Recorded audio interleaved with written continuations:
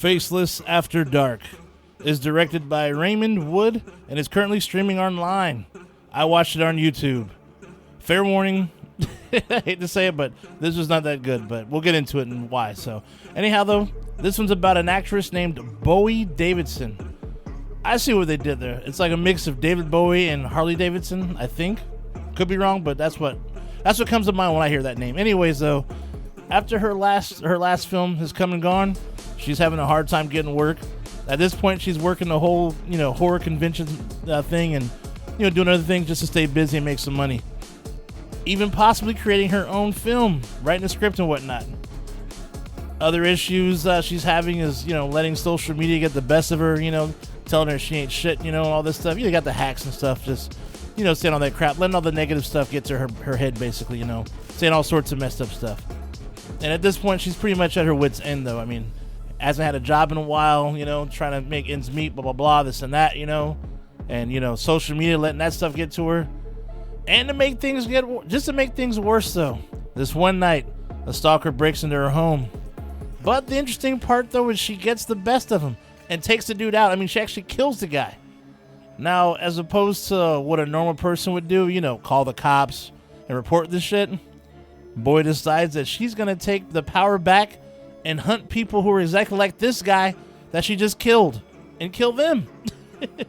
And to add to that, since she has now found this, new thing that she's doing, it looks like she's found her own movie to make. So every kill she does, she's going to record them and make her own little movie out of it. I guess it's her perfect story, at least in her mind. All right. Anyways, yeah. Now the plot, I'll say this, though. I thought it was actually pretty creative, though. I mean, the premise is pretty awesome, though. The execution is what makes it bad. I mean, the main character, which is who we see for the most part, just isn't that interesting, though. I mean, I didn't love her or hate her. I just didn't care, though. I mean, the kills could have been a bit more brutal, especially if the story is, supposed to convey, how desperate and pissed off she is at these people and whatnot. And I'm not saying it had to be, like, terrifying brutal, but just more than what we got, It was just kind of like the bare minimum, the bare bones minimum.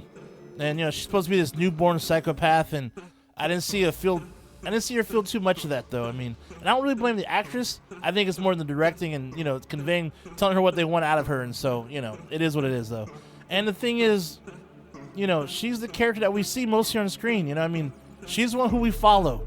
So there was more than enough time, there was ample time to develop this woman, dude.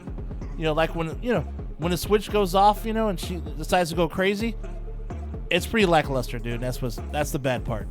On a positive note, though, I will say it is well produced, though. I mean, like, well shot, good cinematography, well edited, all that good stuff. And some pretty creative things when she's driving, all that stuff. But, that was pretty much it for the most part on that end. But I can't say this is worth a watch, though, so I wouldn't go out of my way to see this one. But a movie I would do that for is my recommendation. It's a way oldie, but really good.